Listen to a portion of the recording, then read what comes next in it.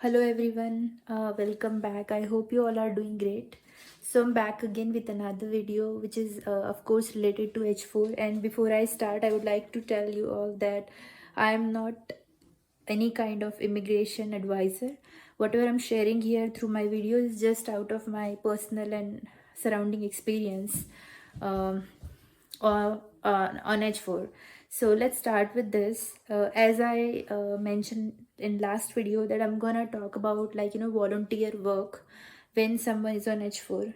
So basically a lot of people talk about if you don't have a work permit, the best possible way to get engaged is via volunteer work. So is it worth it? Should you do it? Should you apply for the volunteer job? And how easy it is to get the volunteer opportunities? Let's discuss about it. So basically if we talk about volunteer work, is it's a non-paid work, and it's not essential for you to have a work permit or EADs or authorization document to work in United States, and that is permissible when you are on H4 visa. So let's take my example, because when I was planning to go on volunteer work and what I found out why I never joined, I'll discuss about it. So basically, from my perspective, a person, an H4 applicant should only apply for volunteer work if, first thing, they are only couple, they don't have kids at home. Secondly, they don't have work permit or it's in process of approval, they are yet to be approved for work. So in that case, that's the second one. Third thing is they really don't want to work, they are financially really very strong and they are not willing at all, like both of them, H1 and H4, are not willing for any kind of paid work. So that time they should go for the volunteer work. And fourth one, I would say, oh, there is no fourth one actually. So yeah, so these are the three possibilities that I found out. But let's talk about when people are joining and why they are joining. So most of the H4 applicant are going for the volunteer work when they don't have work permit, and definitely everyone wants to get paid out of it. Only the why they are going towards it is just because they want to gain some experience and have some kind of exposure before they even try to get like in real job, right? So again, yeah, from here we can add one more possibility that you might be applicable or you might want to join the volunteer work if uh, you want to learn something new, or it's your first time to work internationally and you want to build a confidence before joining the actual standard jobs. So yeah, that's, and I think that's not really worth it. Most of the H4 applicants are from a good background and they have like capability of literally joining a good jobs directly, the paid ones. Let's talk about my experience when I was planning for volunteer work, right? So I'll tell you, in I think 2020-21, there was a situation where my EAD or work authorization went to extension. And earlier, I think 4 years back or 3 years back, when the EADs were going for extension, it was really taking much time. It took almost like nearly 1 year to get extended. So during that time I cannot legally work when it's in extension, right?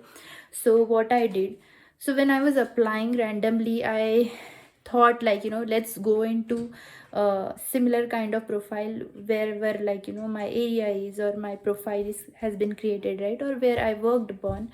So I came across a job opportunity which was basically NGO work, like non governmental organization, and they were building some application, a mobile application, right?